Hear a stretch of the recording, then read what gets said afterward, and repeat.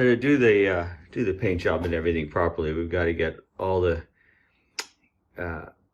chrome window finishings and things off the doors. And I actually have a better set of doors that I bought, and I want to replace these.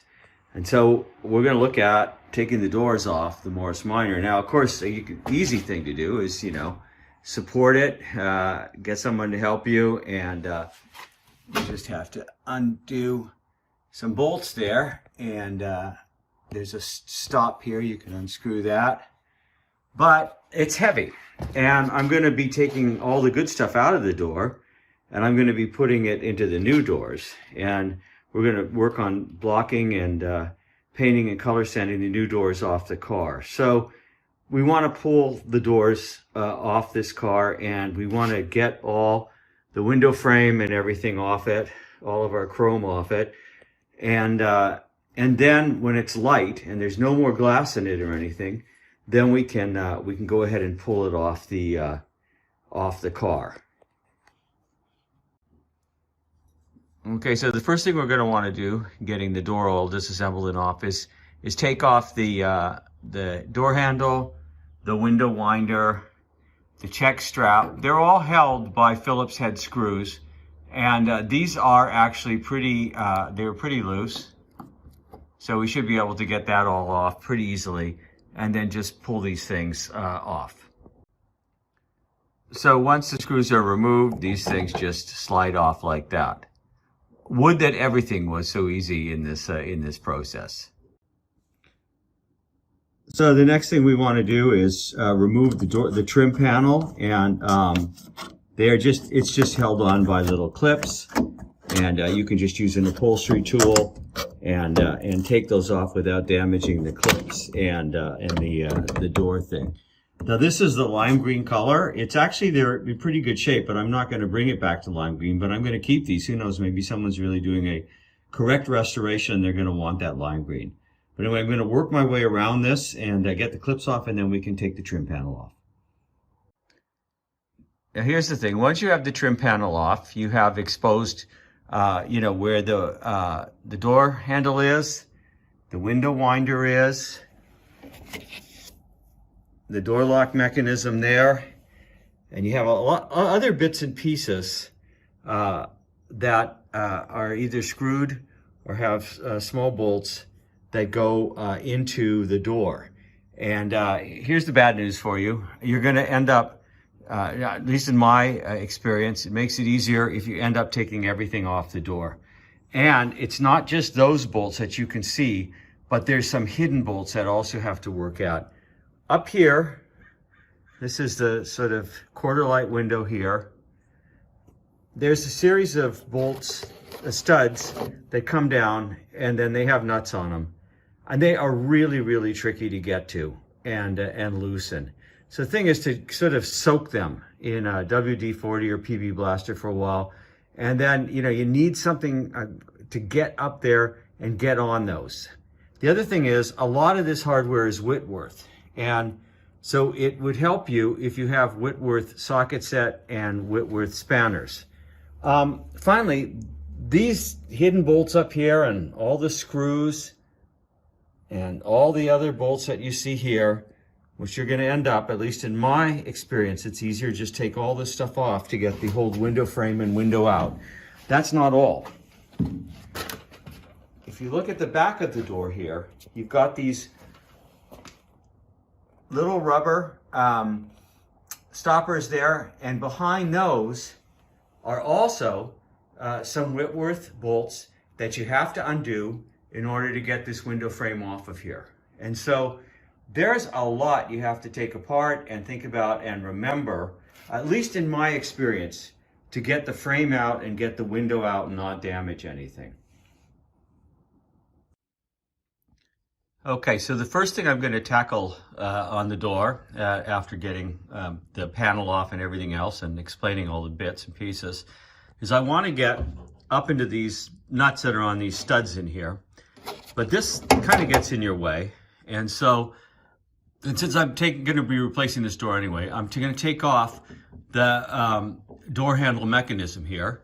And it's pretty simple. It's got 4 Phillips headed screws here. And then if we get down to the end here, you see there's a little split pin in there. You have to take that out, and then it will come off the little plunger mechanism. And then you just kind of thread it through here, and you can pull it out. So that's the first thing I'm going to tackle, and that will allow me to get up into the nuts that are on these studs here. Okay, those 4 Phillips head screws are off. You can see what holds them in there. That's off, and then you just wind this thing through, and out it will come from the door. These studs are in a super, super awkward place, and they're super long. Now they're 3/16 Whitworth, and you know, you just don't have much room to move here. So what I found has been useful, soaking them well in a penetrating oil, and then using a flexible extension like this on my Whitworth. And sometimes it will work and get them out. Now the second one, we've got the first one off. The second one is a lot easier. A long Whitworth extension, 3/16. You have enough room to work there, and you can just get into it and get it out. But because the studs are so long, a long Whitworth extension is what's going to do the trick for you here. So now that we've dealt with the door handle, lock bar, the 2 long studs that come down from the quarter light into here, I'm going to tackle the window thing, and I just want to show you something. So I put the window roller back on here, and I've rolled the window down, and you can see that basically you have a little roller here, and as it goes up and down, it moves in a channel, and that allows it to move the window up and down, okay? But there's no point where that roller will come out of that channel the way things are like this.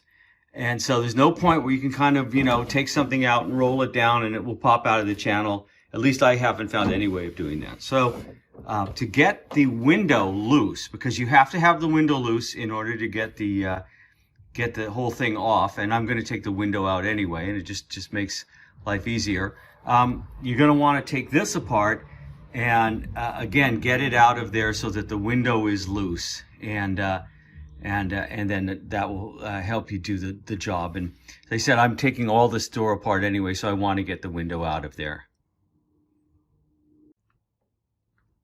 So again, these are 3/16 Whitworths, and they're nice and loose and coming out very, very easy. So these are the ones for the window winder.